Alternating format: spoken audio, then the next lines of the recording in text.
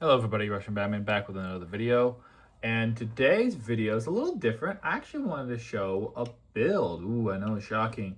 I don't do a lot of builds, but I felt inspired. So the inspiration for this, well, this is more like just taking a previous existing Lego set and kind of improving it. So this is the Lego, I think it's from the Lego, I think it's called Ultron versus Iron Man set. It's basically just the kind of 4+ Hulkbuster. And for being a 4+ Hulkbuster, I actually think this is not bad. Unlike a lot of people, I really do like collecting Hulkbusters. I have quite a few of them. I remember the original Big Hulkbuster set was one of my favorites. But so I want to get this one because I think it looks pretty cute. It's not too bad. It's, like I said, it's 4+, so it's not very posable. But for what it is, it's not too bad. And for the price, that's not bad at all. And plus, you do get an Ultron figure. That was another excuse I wanted to get this for. But it's a pretty cute set. So I basically wanted to make my own version of this. So I ended up buying a second copy. And I used it for parts for my improved version. So here it is. If you want to get a little side by side. So this is the version I designed. I am pretty happy with this. So basically the idea was basically kind of make the same thing, but make it way more articulated. So I'm gonna get this one out of the way. I used a lot of the same prints. So, this piece and that piece are from the original set, and there are a few other pieces as well. So first of all, let's go into the articulation. I did also improve the Iron Man for this. This is an actual custom, a pretty simple custom. I even did paint on a face underneath there. But, it is still a custom, so I do want to just, show it off real quick. He sits in there. He sits a little differently. He doesn't have as much space in the inside as he does in the original set, but it still closes over, and he fits in just fine. The neck does bulge out a little bit, but that's just because of the way the helmet is.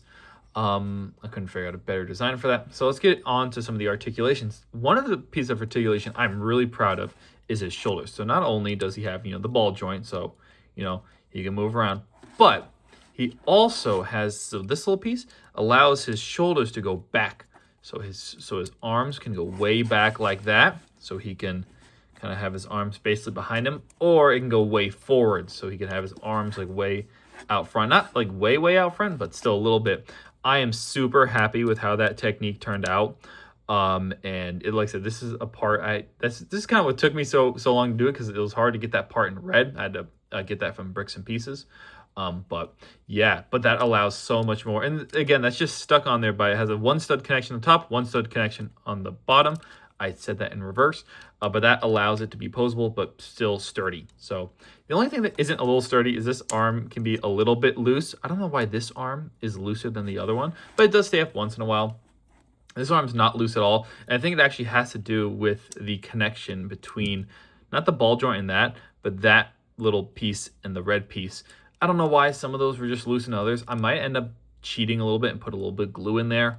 But in theory, it should be fine, this connection, because when I tested it before, it was fine with the gray piece. But with the red piece, it was just being a little weird. So left it as that.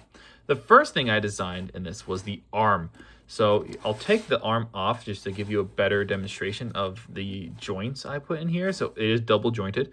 So as you see here, it moves like that, and then also moves like that. So it allows you, and then you can also twist it as well. So you can bring it like way in like that and get some really cool poses. I did cheat a little bit. This is so if you don't like illegal techniques or illegal Lego modification, look away.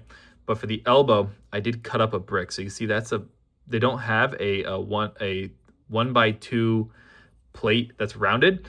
I put some studs in there, but the studs just don't look good. But if you want a purist version where you don't have to cut up a brick, you could do that. So I guess that's a little illegal. But you got these pieces in there that allow that. It uses the same, like I said, hand from the original set, and the same kind of similar shoulder design. The original set actually has a little bit better of a shoulder design, because this, you see how there's kind of a gap in there. You see in this one, there actually is no gap, but it allows for less posability.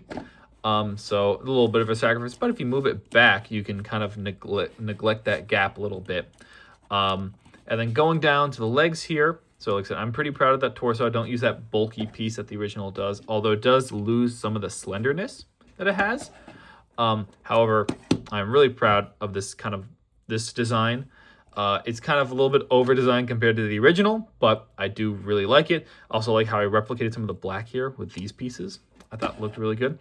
And then the legs. So the legs, no super fancy joint, just a regular hinge joint here. But I do like the roundness of those legs. I took these pieces from, I believe it was, this round piece was the balloon from one of the Winnie the Pooh characters.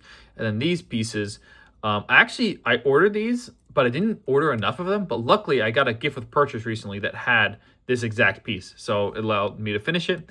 And like I said, the feet are just on with little ball joints. The legs are definitely the least stable out of the bunch. It's a little bit loose. And like I said, these are kind of the least, they're not super over-engineered. They're pretty simple compared to like the arm design and the shoulder design. But yeah, I'm really happy with this. I'm definitely going to be adding this to my Hulkbuster collection.